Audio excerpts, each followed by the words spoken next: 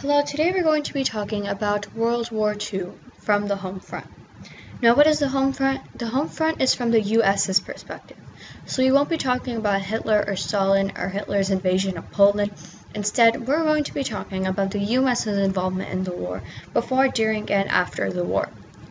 So whenever World War II started, the US was going through the Great Depression. People were unemployed, they didn't have money, they didn't have food, and the US was in a term of isolation. They didn't want to get involved in the war because they needed to get out of depression. So they didn't get involved in the war right away. So Franklin D. Roosevelt, our 32nd president, came up with the New Deal, which was basically an agreement to ship weapons, arms, and soldiers to Great Britain. And what that did for the US's economy was it reopened factories and it gave people jobs, it gave people money, it gave people food. So it helped the US and it also helped Great Britain fight the war against the Axis powers. So on December 7th, 1941, the Japanese bombed Pearl Harbor, Hawaii. And only a day later, the US declared war on the Axis powers. So the US actually became a direct fighter along with Britain too. So while the men were off to war, they left the factories unattained, so who would operate the factories back home? And the only people back home were the women. So that caused the women to start actually working, and they went out from their household views as taking care of the children or doing the dishes to actually working. And in fact, there are more married women in their 30s working than single women in their 20s. But unfortunately, most of these women got laid off after World War II ended and they lost their jobs, so they went back to their household jobs as to whatever they did before. So on June 6, 1944, the Allies launched D-Day, and they did that in the Axis camp and the base camp of Normandy, France. And on May 8, 1945 was VE Day, which is Victory in Europe Day. So whenever the Allies launched D-Day on Normandy, they attacked from both sides, and Russia was attacking too, so it forced the Axis powers to surrender. So is the war over? Can we celebrate? Not quite.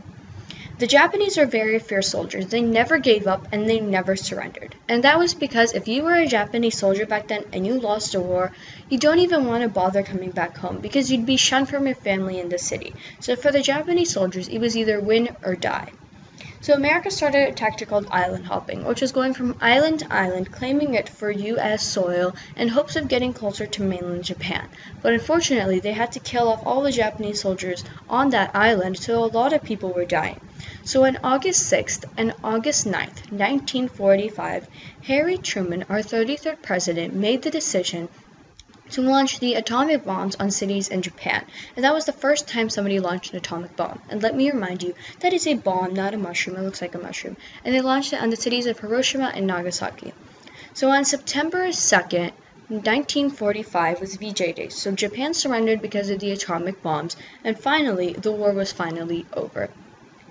So even though it has been many years since World War II has been over, people still talk about it today. And they talk about what they did in the war, who was in the war, what happened in the war. And two questions that people really talk about today are, was it a good idea to drop the atomic bomb on Japan?